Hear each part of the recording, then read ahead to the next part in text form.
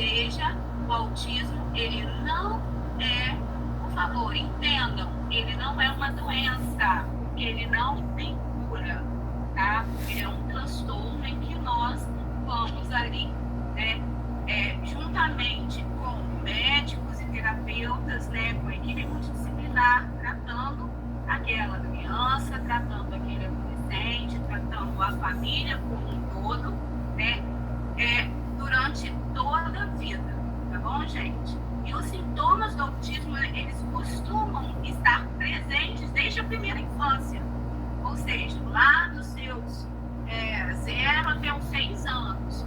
Então, por isso que é bom o diagnóstico, quanto mais precoce, é muito melhor, porque a gente consegue trabalhar, né, como um todo. Porque se a gente começa a trabalhar uma criança a partir dos 6 anos, onde ela já está falando, aonde ela já está entendendo o que é o mundo, digamos assim, né?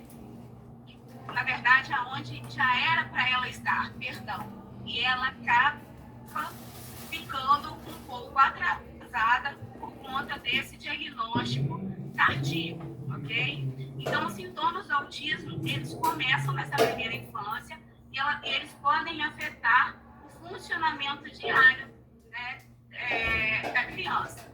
Os mais comuns, né, dentro dessa tríade de sintomas, nós reconhecemos, nós temos aí os sintomas-alvo, né, que são os sintomas principais, são os 3 sintomas principais para nós estarmos aí identificando, tá, uma possível característica, perdão, um possível sintoma, né, e característica. Então, a disfunção na área social, né, onde a criança não tem uma boa interação social, aonde ela não tem habilidades sociais, ela não consegue, né, se comunicar, fazer essa troca com a outra criança ou com o próprio adulto, né? O comprometimento na comunicação ou na linguagem, a criança que verbaliza e a criança que não, a criança verbal ou não verbal.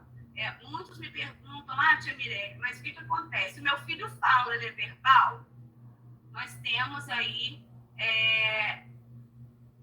nós precisamos ter um olhar mais criterioso para essa fala. Porque não é porque uma criança fala que ela é verbal. O que é ser verbal? É quando a criança faz a troca. Quando eu pergunto e a criança, ela responde, ela entende e ela responde a minha pergunta. Ou seja, essa é uma criança verbal. Quando ela fala, faz o processo de imitação ou de ecolalia. A ecolalia é uma estereotipia. Vou estar falando mais lá na frente sobre ela, né? Que é aquela fala repetida inúmeras vezes da criança. É quando ela fica ecolalizando. Então, é uma fala não verbal. O que também é ser não verbal? A criança usar os gestos e o apontamento e apontar, né, para que o outro entenda o que ela quer. Ela não fala, mas ela pode estar escrevendo ou apontando, tá, gente? E as disfunções comportamentais. Na verdade, essa área social é sempre muito mais prejudicada, porque é a base do nosso diagnóstico, é a área social, é essa área comportamental, tá? Deixa eu ver aqui. Gustavo, você consegue colocar para mim? Ah, tá.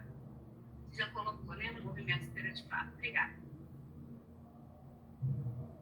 E eu queria dizer também a vocês que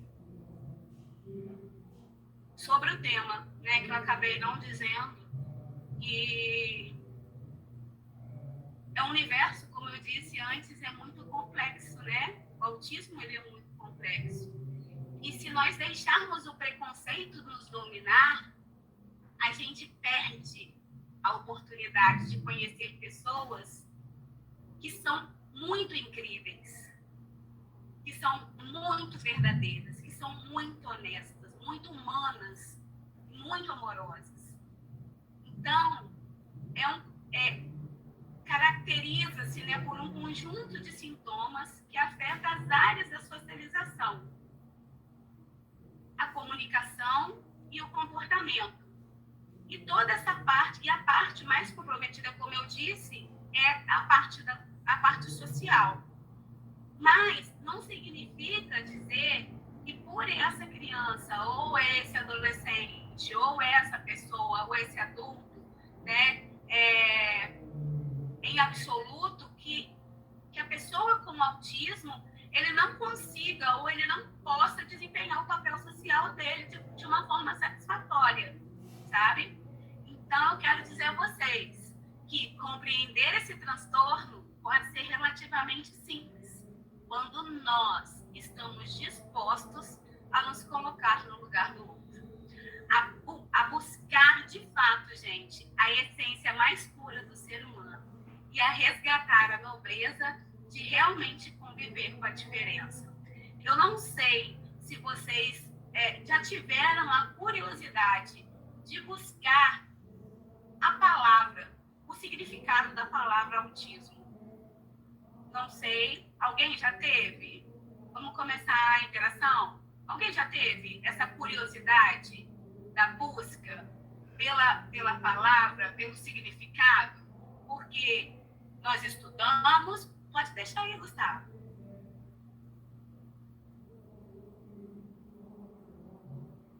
Nós estudamos, nós buscamos, mas nós entendemos o que é o autismo de fato? Se alguém quiser falar, pode levantar a mão, porque eu queria interação.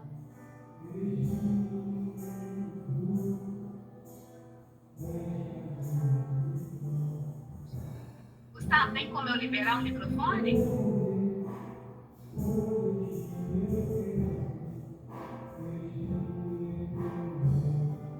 Sim, Angélica. Eu vou falar sobre isso também. Eu falei isso, a Fernanda pegou, viu? Eu falei isso no treinamento. O microfone está liberado, Bia. Tá. Vem de autos. Isso. Autismo, ele é derivado do grego, de autos. Ou seja, o que significa? Voltar-se para si mesmo. Olhar para dentro. E será que nós estamos voltando o nosso olhar? Será que nós estamos olhando mesmo para dentro de nós, para dentro do outro? Estamos? O que vocês acham? Vocês estão? Vocês estão tendo esse olhar? Vocês estão tendo esse olhar em parte com a Angélica? Está, mas a Angélica vai falar um pouquinho por que ela está. Angélica, pode falar.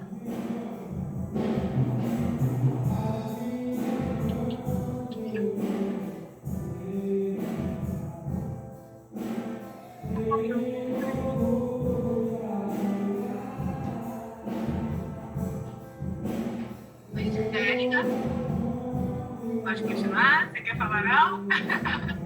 Eu queria muito que você continuasse. Yasmin quer falar?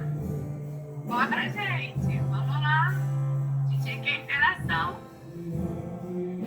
Angélica, pode falar, tá todo mundo esperando. Você quer que eu te apresente? Vou te apresentar então, para todo mundo entender o porquê que eu quero tanto que você faz. Gente, a Angélica, ela é da turma 2 de Niterói. Ela é da turma 2 de Niterói. Ela está se formando agora conosco. E a Angélica, ela é atípica. A Angélica é a nossa aluna com transtorno do espectro. A Angélica, mais do que eu, mais do que você, mais do que ninguém, ela conhece o transtorno na palma da mão dela. E assim como ela e assim, né? Também, lindo, né? Também acho mil coraçõezinhos para ela, gente. E além de tudo, ela também é uma mãe atípica. Então, assim, eu quis trazê-la também para falar um pouco sobre a vivência dela, né? De como ela lida, né? Com gatilhos, né, que são na verdade, as principais, né? Eu vou falar agora sobre os gatilhos mais comuns na crise, mas não é só, Angélica, é nosso orgulho, verdade, Galvão? Ela é nosso orgulho mesmo. Não só essa crise, os gatilhos, na verdade, perdão, não é só para criança não, viu, gente? Para nós também. Porque eu vou até citar um exemplo da própria Angélica, se ela me permitir. Posso, Angélica, falar sobre um dos seus gatilhos antes de entrar, né, na crise, que eu me preocupei muito? Perdão.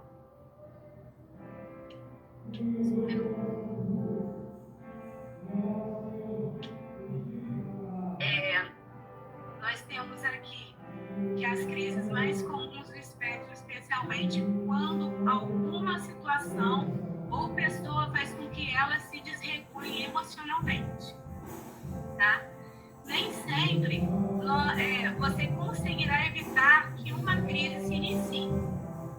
Se a criança já está, ou o adulto já está engatilhado, eu citei alguns gatilhos embaixo, até para vocês prestarem atenção quando vocês forem no supermercado da vida, como eu, gente. Como eu amo ir no supermercado para achar criança, né? Que para achar a criança típica, não tem lugar melhor do que vocês ir em supermercado e em shopping, né, Yasmin?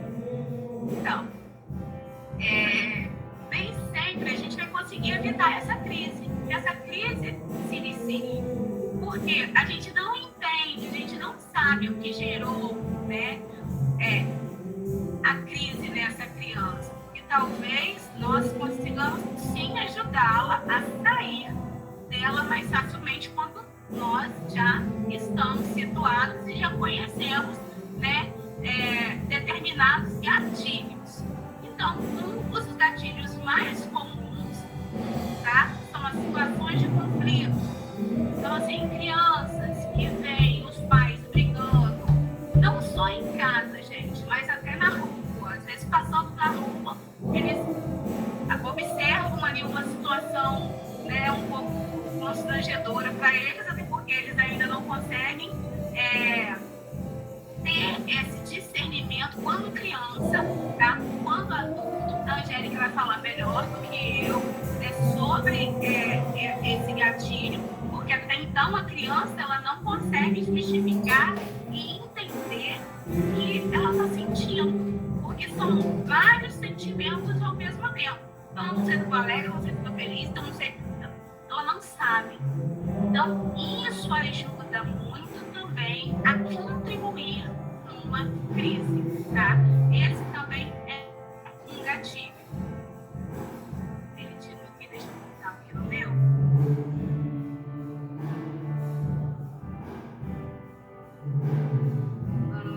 A sobrecarga sensorial, gente, ela pode ser olfato, tato, paladar, audição e visão, tá? Pode ser todos, né, os 5 sentidos.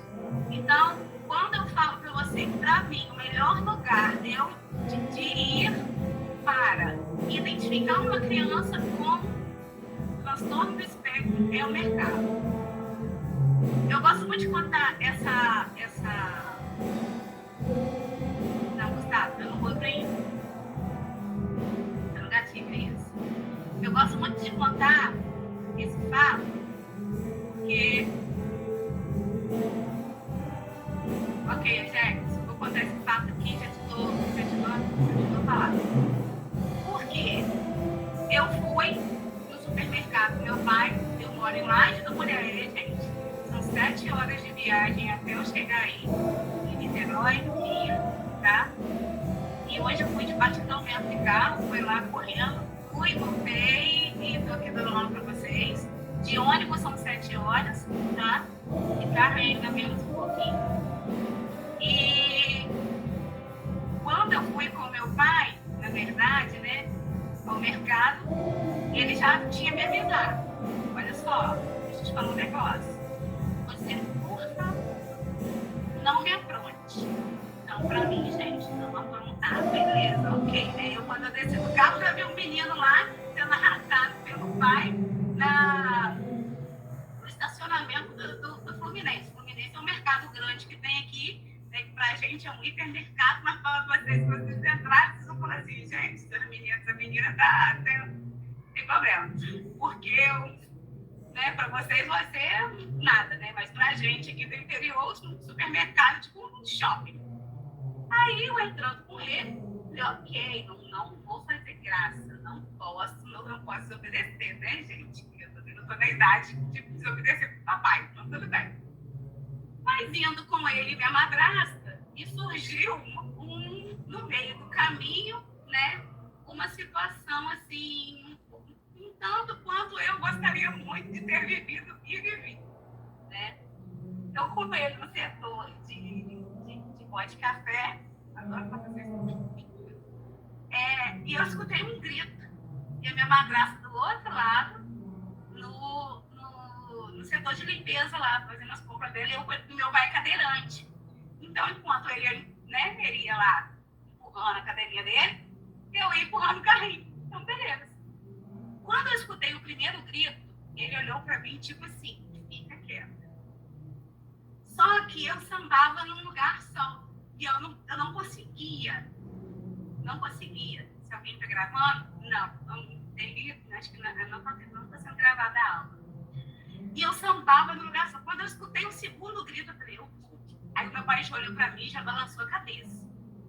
Balançou a cabeça para falar que não era para mim. Quando eu escutei o terceiro, eu falei, não, chega, que eu não vou escutar essa criança gritando e não vou fazer nada.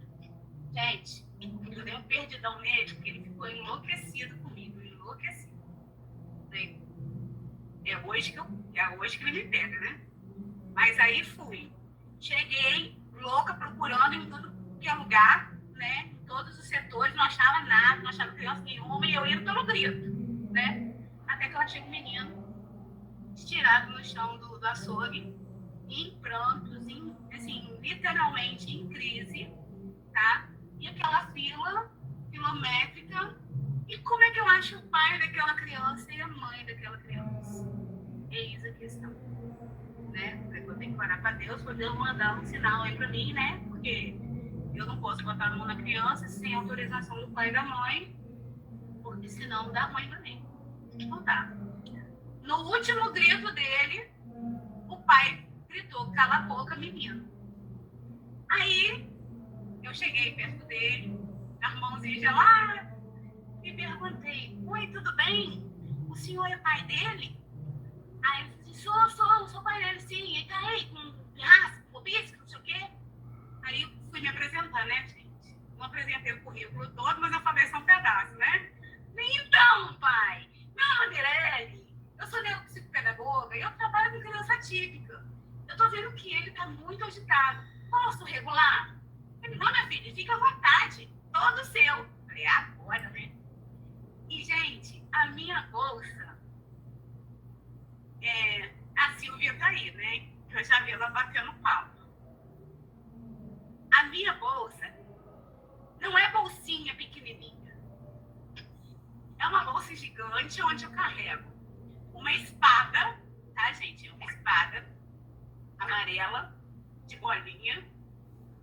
Quando eu tô com a grande. Quando eu tô com a pequenininha, eu tenho que carregar aquelas de mão, né? Que é aquelas bolinhas de sobrar de mão. Mas tem massinha, tem, né, as bolinhas, tem o massageador, tem gel. Tudo que vocês possam imaginar, eu carrego dentro da minha bolsa para poder regular uma criança. Porque eu sei que uma hora ou outra realmente vai aparecer. Qualquer lugar que vocês possam estar, tanto no shopping quanto no mercado, gente, não adianta. A gente que gosta, fala assim, eu que tenho amor e tenho paixão, parece que eu tenho ímã, sabe? E eu realmente tenho, né?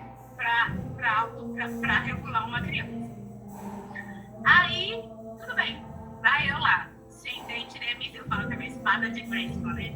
Tirei a minha espada de Grayskull dentro da bolsa. Falei, primeiro eu vou contar esse menino, depois eu vou conversar, né?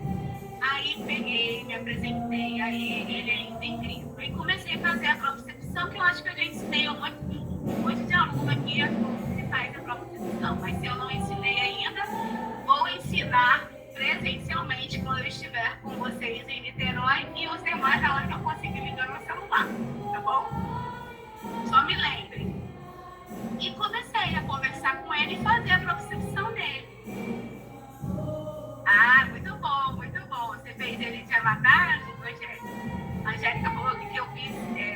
fiz hoje com meu filho na guerrinha de tinta.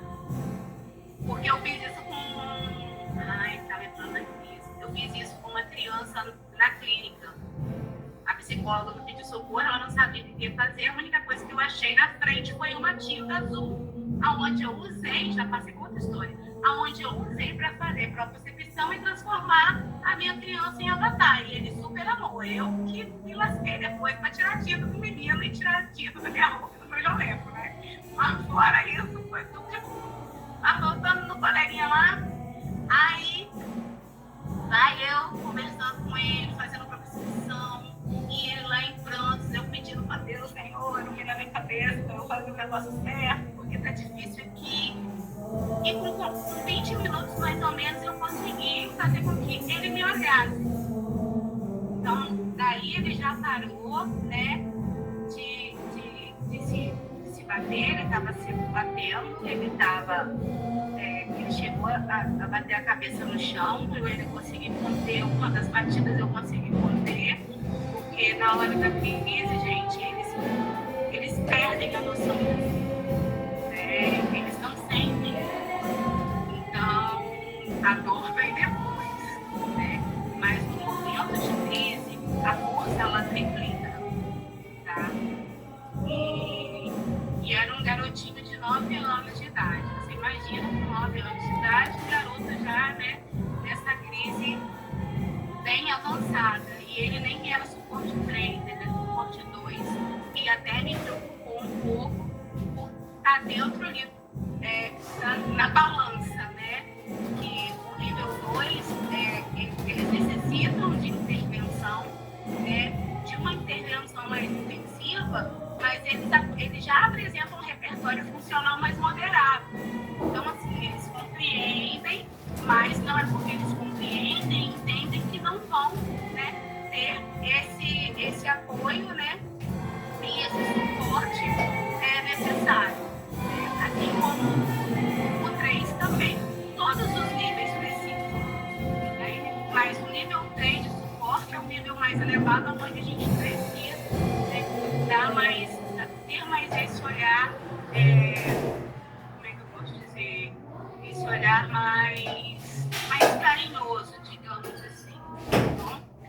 E eu levei mais ou menos aí uns 20 minutos para poder regular essa criança. Daqui a pouco, gente, ele estava correndo comigo no canto, com a espada lá de Grayskull lá, soltando bolinha para tudo que é lado. Então, assim, foi difícil no primeiro momento, tá?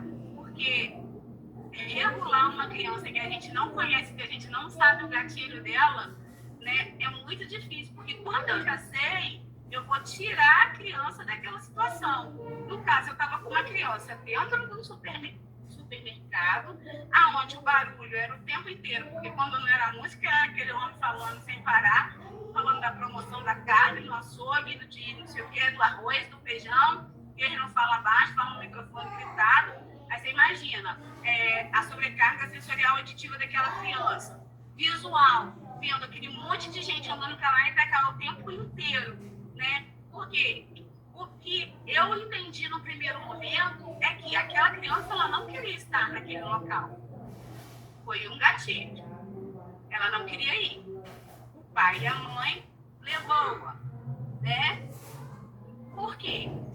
Não devia ter ninguém para ficar com aquela criança no primeiro momento. Certo? Alexandre, eu sempre peço para deixar a pergunta para o final, tá bom? Mas eu vou responder essa pergunta. Pode se passar de geração em geração? O autismo, ele pode ser sim, tá? Por conta da genética. Como eu disse, ele é neurobiológico e genético. Tem os fatores ambientais, mas ele o primordial dele, a condição dele é genética, tá? Só te respondendo, porque vai passando aqui, mas eu queria pedir a vocês para segurarem as perguntinhas para o final, para eu poder dar continuidade, porque são 8h18 e a gente tem muita coisa para falar ainda, tá? Então, a quebra da rotina. Às vezes a criança, ela não está acostumada a estar, né, em lugares, como eu disse, barulhentos, de muita movimentação, incluindo, né, e também o excesso, eu já falei sobre, na verdade, eu já dei sobre todas os indícios, né, dos gatilhos, né, que foi a sobrecarga sensorial, a falta de compreensão, porque a criança não queria ir, e ela, muitas das vezes, pode ter sido obrigada a estar naquele lugar que ela não queria, né, quebra da rotina, porque não é de fato o costume dele estar indo ao mercado sempre, né? O excesso de informação, como eu disse, o cara falando, anunciando, né? As mercadorias, o povo andando, falando. Então, isso tudo, né, ajuda muito a engatilhar uma crise. A Angélica está me lembrando aqui as cores e os cheiros. Vou falar agora, Angélica, sobre isso. Cheiro. Estava eu abalando, achando que eu estava muito cheirosona. Não, desculpa, não vou falar, não, agora eu vou falar. Eu achando que eu estava abalando, assim, é hoje que eu vou chegar cheirosona, né? Com o meu, não é o Downy, não, Yasmin, foi o, como é que é o nome dele? O Comfort. Eu lá, não é o Downy, é o Comfort. Cheirando, minha roupa cheirosinha, chega a Angélica perto de mim. Você tá cheirando demais a amaciante de roupa. Eu tava assim, minha cabeça, lá não vai fazer isso comigo, não. Aí eu saí de perto dela, porque eu ainda tô sentindo o cheiro de Comfort. Aí eu vou mais longe um bocadinho, mas dela, gente, se eu pensando que ela sair de perto de mim, ela não sai de perto de mim, não. Aí, primeiro eu falei, nossa, que vestido tá com cheiro de amaciante, foi mesmo. Foi verdade. E aí eu cheirando amaciante de roupa, sem medo. Falei, cara, minha roupa limpinha, cheirosinha, né, Angélica?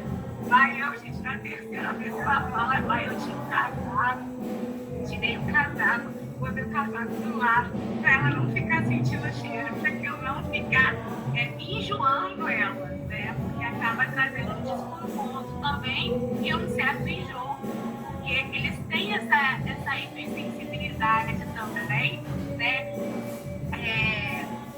Olfativa, né? No caso da Angélica, ela estava falando, tá com muito cheiro, tá com muito cheiro. Enquanto eu não tirei, e assim mesmo, depois de ter tirado, ela ainda virou e falou assim, ainda sinto um cheiro leve de amaciante. Aí a última vez que eu estive com a Angélica, semana passada, o que eu fiz? A primeira coisa, estou cheirando amaciante? Gente, eu juro, eu não botei quase nada, zero de amaciante na minha roupa, para a Angélica não sentir, porque eu pensei nela, eu falei, não, eu vou estar com ela, então eu não posso causar transtorno nenhum, gatilho nenhum para minha aluna, até porque ela vai dar um tempão comigo e eu não posso fazer isso com ela, né? Olha lá, ó, prestem atenção a crianças com enxaqueca, pode ser sensibilidade sensorial, tá vendo? Por conta do cheiro. Assim também são as roupas pesadas. Então a gente precisa ter essa noção. Etiqueta, gente, cortem. Se vocês têm alguém que vocês conheçam, vizinhos, amigos, parentes, filho, neto, e você vê um certo incômodo em determinada roupa que essa criança usar, né? Por exemplo, o jeans é pesado, eles não gostam, tá? Olha lá, a Rafa, ela é a mãe do Theo. O Theo é paciente meu, a Rafa tá falando, eu corto tudo. O casaco, a Angélica tá falando, ele pinica, ele dá coceira. Então, assim, tentem, né, instruir, né, os pacientes de vocês para que usem roupas mais leves, né? Ela tá falando aqui, ele não usa moletom, porque o moletom, ele também é pesado, né? Usem roupas leves, cortem as etiquetas. Então, isso tudo ajuda, tá? No processo. Quando eu trago o autismo para dentro do curso de psicanálise, não é só para contextualizar de forma alguma. Eu até quero ver com o professor Léo, mais lá na frente, a Marcela até me trouxe para nós um vídeo muito interessante, a psicanálise no autismo. Hoje eu estou falando sobre a psicopatologia, né, sobre o transtorno do espectro. para aqueles que não conhecem e realmente têm essa necessidade de conhecer, né? Como eu disse anteriormente, o espectro, ele não vem de agora, ele já vem desde 1940. Mas por quê? Qual o motivo agora desse boom, né, de falar tanto sobre o autismo? Que ninguém entende ainda. Gente, nós ficamos quase 2 anos dentro das nossas casas por conta da pandemia. Logicamente, né, antes, por conta do trabalho, né, esse entra e sai diário, o que nós víamos? Pouquíssimas vezes os nossos filhos, e quando víamos, eles já estavam dormindo ou estavam no celular. Então, ninguém observou de forma alguma o comportamento dessas crianças. E o que a pandemia fez com a gente? Ela tampou a nossa boca. Eu adoro falar essa frase, porque foi verdade. Ela tampou a nossa boca, calou a nossa voz, para que nós pudéssemos enxergar o que realmente estava acontecendo. E foi dito e feito. Foi realmente isso que aconteceu. Então, quando a gente tem esse olhar voltado com mais amor e carinho para esse entendimento e de trazer, né, para dentro da psicanálise todos os transtornos e principalmente o autismo, a nossa intenção não é só conceituar o autismo em si, mas principalmente fazer com que vocês enxerguem, né, e fazer com que vocês levem todo esse conhecimento. Porque hoje, em clínica, o que está acontecendo? Médicos estão laudando crianças com uma ou duas características. Eu, por exemplo, já vou logo dizendo, quando me procuram, não pense que no primeiro e segundo atendimento eu vou já dar um relatório ou um laudo fechando, né, um transtorno de uma criança. Não, nunca. Até porque a nossa função, lógico, é observar, né? Eu também tenho aí diversos testes, faço diversos testes nas crianças, né? Antes de tudo, a gente precisa aí ter no mínimo, de 8 a 12 sessões, tá? E eu só consigo, tô falando Mirelle, só fecho com 12 características. Só 12. Por quê? A gente precisa observar. Angélica, eu esqueci de você não vou te dar voz, só vou fechar essa minha fala aqui para eu não perder. Porque hoje em dia, o que está acontecendo? E eu observo isso muito em clínica. Eu queria que vocês observassem na vida de vocês também, no cotidiano, se vocês têm pessoas assim, né? O que acontece? Pai e mãe tirando a responsabilidade, colocando a responsabilidade no transtorno. A gente sabe que existe. E culpabilizar um transtorno é muito mais fácil do que se responsabilizar por ele. Se responsabilizar pela educação. Então, as crianças hoje, elas na verdade, estão sendo, eu vou falar abertamente com vocês, porque aqui também não tem criança, né? E nós somos todos adultos e vocês estão estudando para isso, para serem profissionais, serem terapeutas, serem psicanalistas de excelência. Então, por favor, observem. O diagnóstico em si, ele é observacional, tá? Tanto para nós, terapeutas, quanto para médicos. O que acontece? O médico, ele pede uma seleção de exame para cortar depois, né? E lá, eu esqueci o nome que eu usei hoje. Eu estava até dando aula para as meninas dentro do carro, vem falando com elas dentro do carro, dando aula. e acabei tirando as hipóteses, né, de outros diagnósticos. A gente sabe que o autismo ele pode vir com uma comorbidade em TDAH, com um TOD. Eu tenho em clínica uma criança com síndrome de Down e ela tem autismo. E assim, né, comorbidade em outros também, TDA, déficit de aprendizagem, tá? Pais colocando realmente a culpa no transtorno e pais adoecendo seus filhos para ganhar em benefício próprio. Então, assim, isso é muito sério, sabe? Eu tô falando porque eu vivo isso em clínica. Eu vi um menino, e é triste, sim, é verdade, muito triste isso. Eu vi um menino chegar ano passado para mim com um possível diagnóstico de TDAH. E agora a mãe trazer um pré-diagnóstico, porque assim, é como eu falei, né? Mãe chega na clínica porque meu filho tem isso, olha só, ele tá com isso, hein? Ou seja, às vezes eu cruzo meus braços, não falo nada. O que foi, tia Mirella? Eu falei, não, você já diagnosticou, não sei por que você tá trazendo ele aqui. Porque se ele já tem diagnóstico fechado, é só você, né? Vai pro neuropediatra, vai pro pediatra, para poder só fechar e te dar um CIT. Porque se já chega pra gente com as características e já com o transtorno, né, que ela quer que seja, em mãos, eu não preciso estar ali para poder fazer meu papel, porque ela já fez. É isso que, infelizmente, nós temos. Eu estou falando meu que eu vivo. Porque eu vivo em clínica isso. Tá? E é triste porque um menino lindo, de 11 anos, adoecido pela mãe por causa de um BPC. Por causa de um benefício de prestação continuada. Né? O LOAS. Então, quantas mães, além dessa, existem? Quantas crianças adoecidas? Culpa do Dr. Google. Pois é. Aí depois eles vêm correndo pra gente solucionar, né? Ir lá amenizar.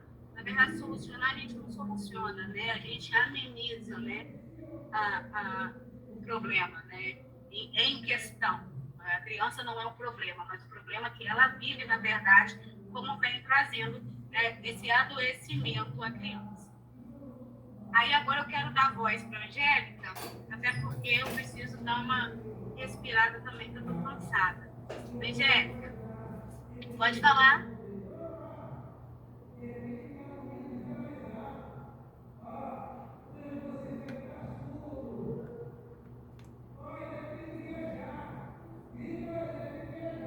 Oi, gente, boa noite.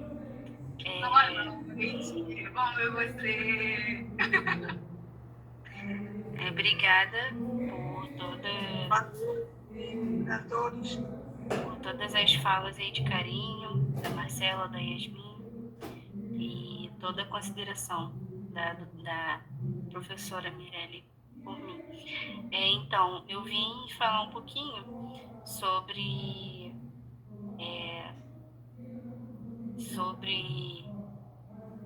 o Meskin, né? Que, assim, a gente tá vendo agora muitos atores, né, muitos famosos sendo diagnosticados tardiamente, infelizmente, né? Porque o melhor é ter o diagnóstico na primeira infância para poder ter um bom desenvolvimento, né? E ter uma vida mais digna. Mas, infelizmente, com todos os atrasos que tivemos na sociedade, muita gente está sendo diagnosticada agora. E uma cantora que eu gosto muito, muito mesmo, é a Cia. Muito antes dela ser diagnosticada, eu já percebi alguns traços autísticos nela, que ela não mostrava o rosto, né, para cantar. Não sei se vocês conhecem a Cia. Eu não sei muito bem quais são os outros famosos, assim, de cor, né, mas a gente já ouviu falar antigamente que existiu o Albert Einstein. Eu vi agora que tem aquele milionário também que foi diagnosticado. Enfim, eu vim falar sobre o masking, né? O porquê que tem muita gente sendo diagnosticada agora. A Mirelle falou a questão da pandemia e também os diagnósticos estão mais precisos hoje por causa das informações, né, científicas, dos estudos mais aprofundados. E também, questão do masking que eu vou falar, é assim, eu tenho e tive muito durante a minha vida, que é muito normal em meninas, mais meninas do que meninos, autistas, né, meninas autistas fazem muito masking. O que seria esse masking? É um mascaramento do autismo. Mas é consciente? Não. A gente simplesmente sabe que a gente é diferente da sociedade, a gente sente isso. Normalmente isso vem da segunda infância, na pré-adolescência e na adolescência. O que a gente faz? A gente copia comportamentos sociais. Então, assim, muita gente olha pro autista, é muito bonzinho, é muito tadinho, é muito dócil. Não que a gente não seja, né? Como todo mundo tem seu lado bom, eu não sei se eu uso a palavra mal, mas assim, todo mundo assim tem. O mundo é dual, né? Enfim. O autista também.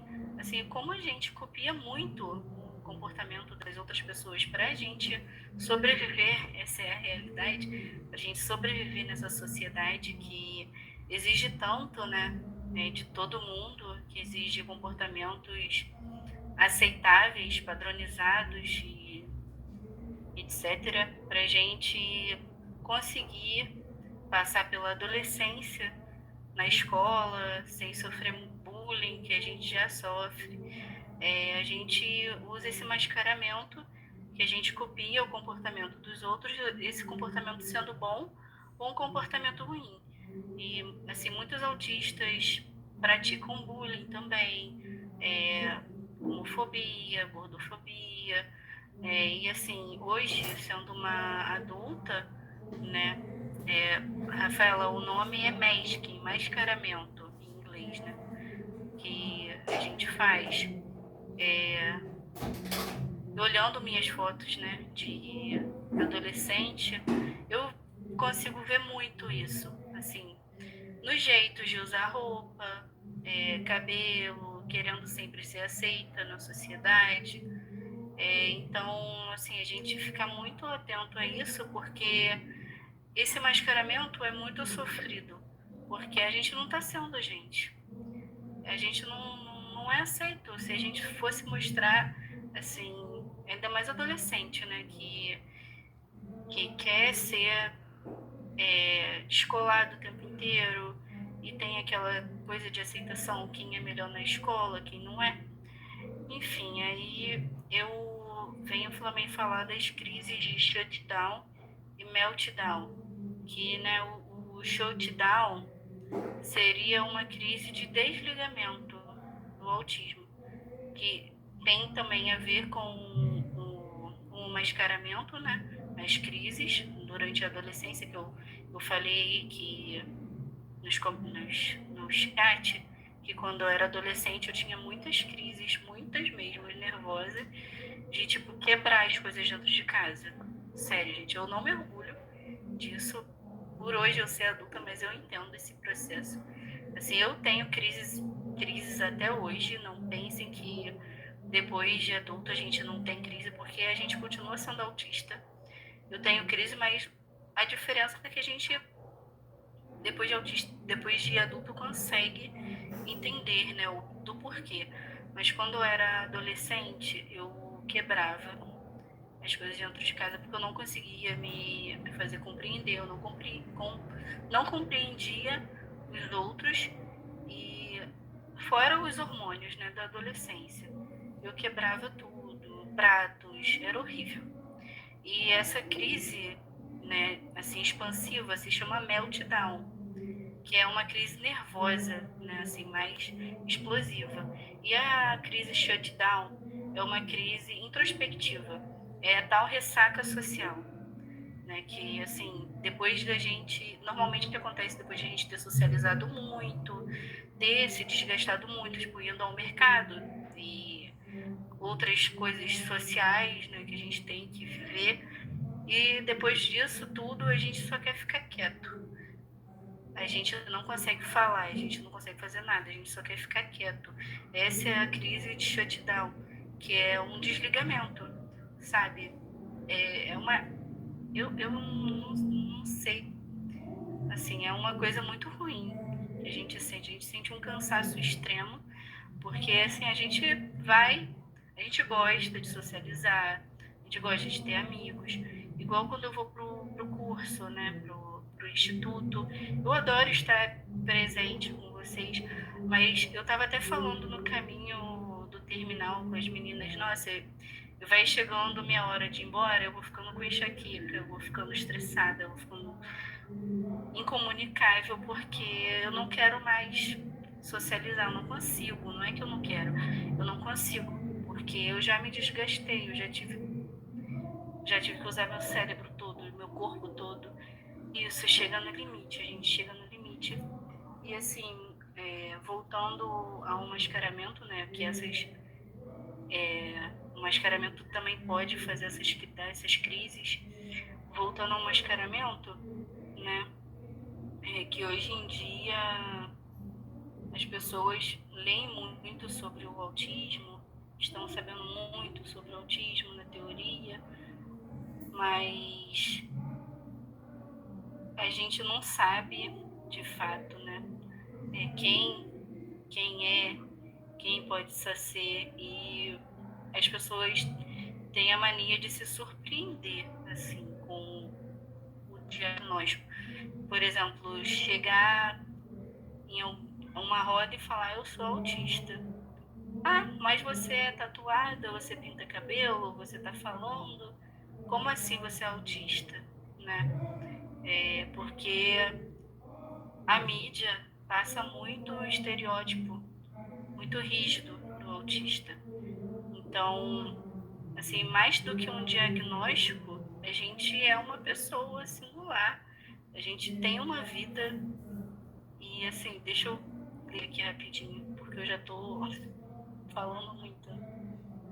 O meu processo de diagnóstico, então, o meu processo de diagnóstico, ele é um pouco complicado, porque, assim, eu lembro com perfeição, eu tenho essa memória muito latente em mim de quando eu era muito criança, né, que o meu pediatra, que eu lembro dele falando para minha mãe me levar em neurologista, essas coisas, me encaminhando para neurologista.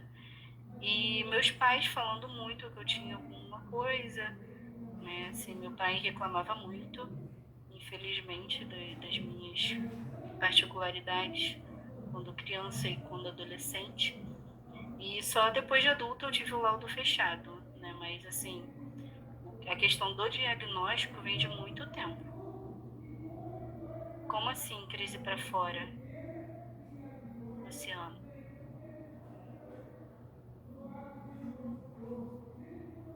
Não entendi. Vocês estão me ouvindo bem? Porque minha internet estava instável. Então, aí voltando ao meu processo de diagnóstico, foi assim, na minha vida inteira eu observei minhas particularidades, fiz o mascaramento, meus pais não aceitavam o que o médico falava, já ouvi muitas coisas duras do meu pai, inclusive, né?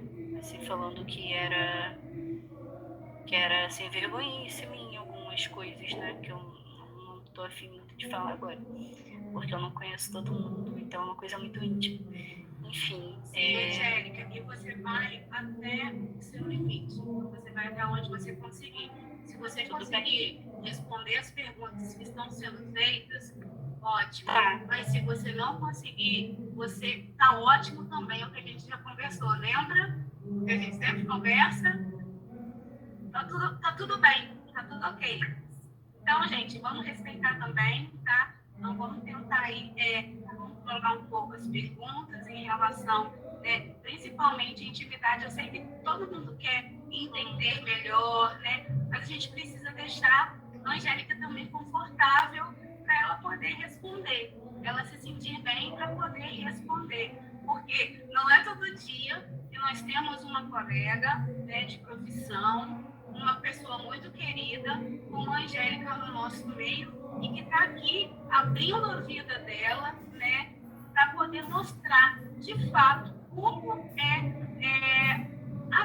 a vivência dela na prática. Porque uma coisa sou eu e você estudar, buscar na internet informação. Outra coisa sou eu em prática clínica com o meu paciente e com uma família que eu quero. Eu vou chegar lá também, tá? Que a minha amiga terapeuta e professora Rosângela está aqui também, para a gente poder também falar um pouco sobre, tá?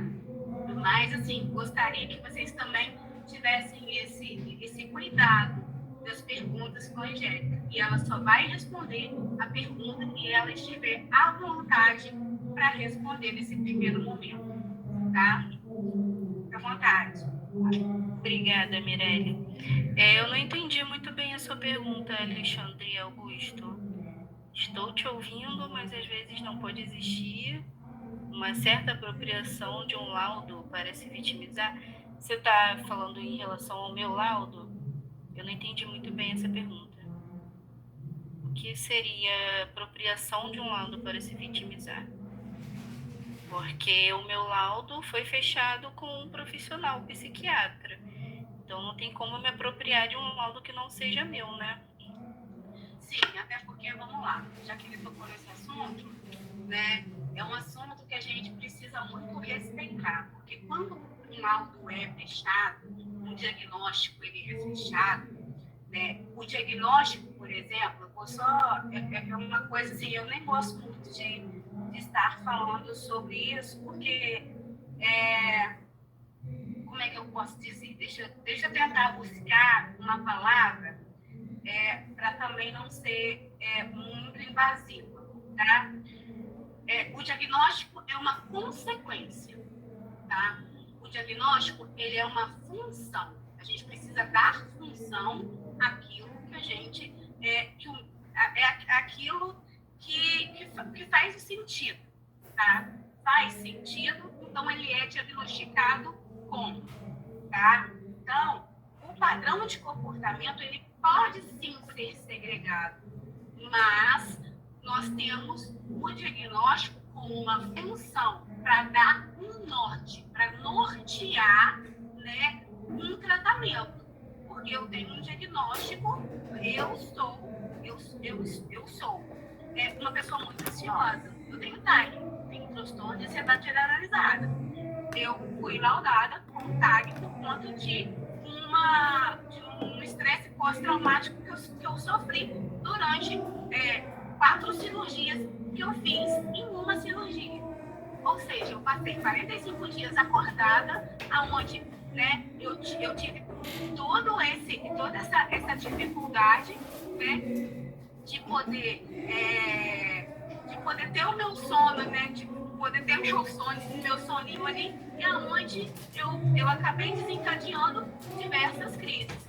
Não estou falando, pode ser com a Angélica? Sim, porque o diagnóstico é esse. O diagnóstico é para dar função, tá? Então, eu precisei, né, ir ao médico como ela, né, assim como nós temos aí pessoas com TDAH, pessoas com TOD que necessitam, né, de ir ao médico, que sabe que tem e precisa buscar ajuda. O diagnóstico ele dá função a isso. É o primordial, tá? Dar função para a busca de um tratamento adequado. Ok? Respondido? Angélica, pode continuar. Obrigada novamente, Mirelle. Então, Marcela, na minha pré-adolescência, eu não tive inclusão, não. Eu fiz o MESC, basicamente a minha vida inteira. E vou tentando lidar com nisso, estou tentando ser um pouco mais eu, colocar mais meus pensamentos, né, para fora, porque quando eu era pré-adolescente e adolescente, naquela coisa assim de iniciar, né, a vida mais social, até eu me achava esquisita, porque como todo mundo achava, então eu passei a me achar também. Então a gente vai se adequando assim à sociedade, a gente vai se anulando. Não deveria ser assim, mas não é só assim só pro autista, é para muitos adolescentes, basicamente todos, né? Por isso que existe muita rebeldia nessa fase, né? Então, quando eu era pré-adolescente, eu era muito introspectiva, eu não conseguia falar em sala de aula, porque eu ficava com receio do que iriam achar de mim, por exemplo, porque eu tinha um pensamento já muito acelerado e eu pesquisava muito sobre as coisas. Então, assim, me julgavam muito por eu ficar fechada. Já ouvi muita coisa, né, do pessoal da minha sala. Sofri bullying mesmo eu tentando me anular para agradar os outros. E mesmo assim eu sofri bullying de qualquer forma. Então hoje em dia eu tento me expressar melhor, né? Porque é uma luta, cara, é uma luta diária, assim, constante, da gente não ser taxado de muitas coisas, né? Não ser rotulado. E a gente, infelizmente, acaba sendo, porque como tem acaba tendo uma divergência, assim, da gente não querer transparecer o que a gente é, mas por a gente se esforçar muito nisso, a gente acaba transparecendo ser mais diferente ainda. Não sei se eu consigo me explicar direito. Então, a pré-adolescência e a adolescência para o autista é complicado de verdade. Angélica, está sendo muito linda a sua participação, está todo mundo aqui amando. Primeira vez que eu consigo falar tanto. Que ótimo! Eu fico muito feliz, muito mesmo, de verdade, porque você está aqui, ó, suas amigas, seus parceiros estão todas vibrando aqui, ó, Yasmin, Marcela. Obrigada. Está sendo muito lindo te ouvir, e realmente sabe? É lindo ouvir de você, porque assim, quando a gente olha lá atrás, né, quando você iniciou para hoje, quanto você evoluiu, né? E o quanto você tem se doado e ensinado cada vez mais para nós para a gente ter mais essa sensibilidade, ter mais esse humanismo, sabe? E ser mais humanizado, perdão.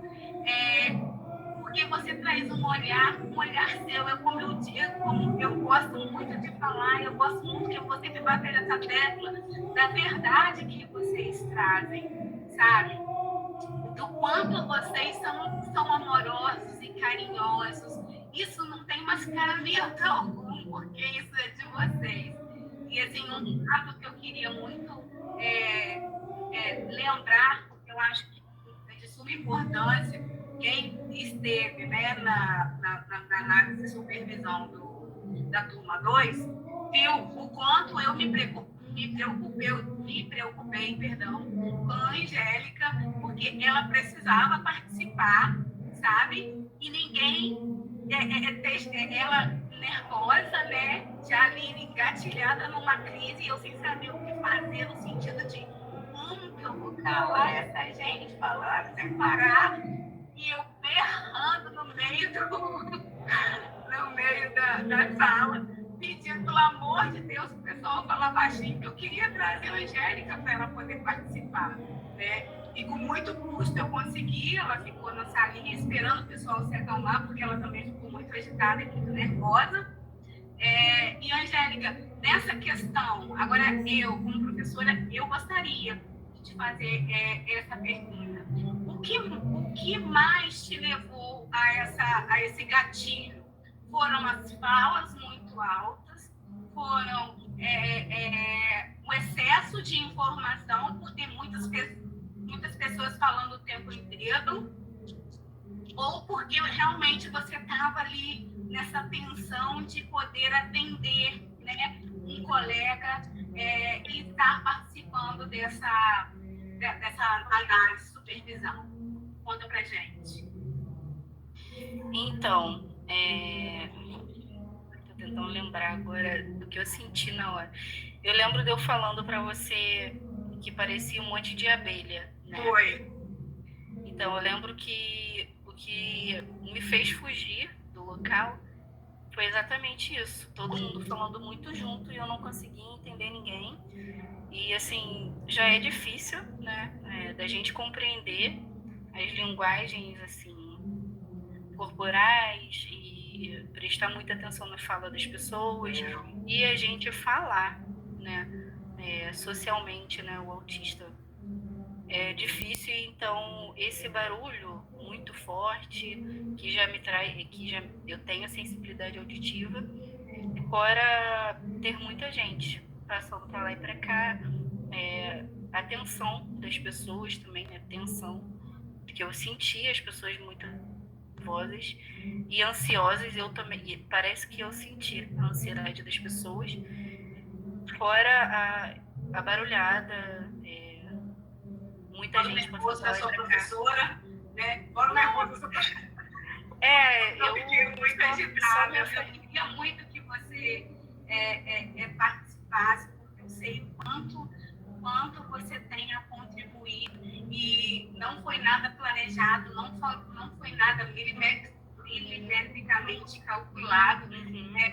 Foi, eu acho que do céu mesmo, a sua parceira, né? E quem você atendeu. Então, assim, eu acho que não podia ter sido melhor e não podia ter sido mais bonito, né? Tirando, né, essas intercorrências aí, mas só lembrando que eu te retirei a Angélica do ambiente em que ela estava, tá, gente?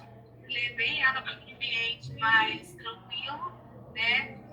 Para a sala da frente, lá no Instituto, para que ela tivesse mais essa sensação de liberdade, né? Para que ela conseguisse realmente respirar, né? E dar continuidade, né? À análise que ela estava fazendo com a outra colega. E eu acho não, toda hora eu ia lá dar uma olhada na Angélica, eu acho que eu fiquei mais focada na Angélica do que em tudo, porque eu tive uma preocupação muito grande, porque ela precisa, assim como todos, mas ela precisa ter esse olhar, ela precisa falar, e ela está trazendo para a gente hoje, vocês, assim, não têm noção do que vocês estão recebendo hoje aqui, né? Essa contribuição dela, né, incrível, desse olhar dela está trazendo o que ela vive. É como eu disse, não adianta eu ter experiência, né, se eu não vivo, e ela vivencia isso desde sempre, né, Angélica? Como você disse, vem trazendo aí, querendo ou não, vem mascarando, né, um eu, né, que você quer botar para fora. E hoje, Angélica, você está sendo nitidamente, hoje, porque que eu falo, que desde o momento que a gente conheceu você e que você criou, você está voando. Você está, assim, eu estou falando aqui, não sei se dá para perceber, mas eu estou sorrindo o tempo inteiro. É muito gratificante para mim, e eu tenho certeza que o professor Léo também, porque ele tá, eu tenho certeza que ele, com certeza ele está aqui, vendo a sua evolução, e isso para a gente é muito importante, ver o quanto você evoluiu ao longo desse um ano, né, de aprendizado, e o quanto você vem nos ensinando, que é o mais importante ainda, né, e todo esse aprendizado a gente aprendendo diretamente com você, o que você sente, o que você, até onde você consegue ir, até onde vão os seus limites, isso é muito importante, né? Eu queria, isso aí, verdade, ela decolou, e pegando esse gancho, eu queria que a Rosângela entrasse também, para a gente falar um pouquinho, a gente não vai entrar de cabeça falando sobre família, porque nós temos uma aula só só direcionada para isso. Que a próxima aula, mês que vem, que vocês vão ter comigo, que é o impacto do diagnóstico na família, aonde eu trago as mães, né, dos meus pacientes para contribuírem com vocês, né, falando um pouco da vivência e da experiência dela. E com certeza a Angélica vai estar aqui também falando não só como, né, uma pessoa atípica, né, mas também como uma mãe, né? Como ela já disse aqui, que hoje ele já estava, o filho dela já estava engatilhando, ela já foi lá, brincou de tinta com ele, fez a concepção, e isso é muito importante. Mas antes de chegar no diagnóstico e no tratamento, é muito importante também a gente falar sobre Silvia Maria, tem como você desligar seu microfone aí? Ver se tem.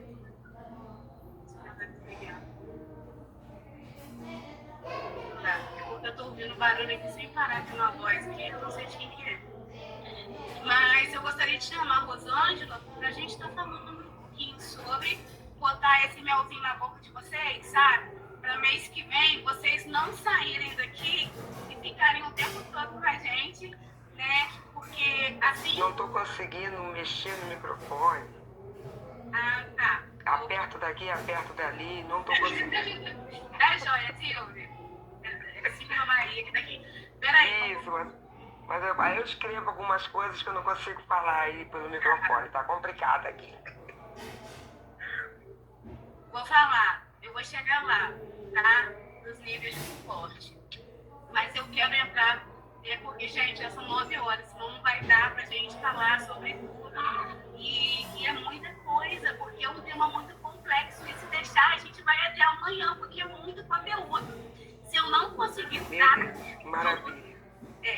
Se eu não conseguir dar todo o conteúdo, eu não vou, tá, vender e-book.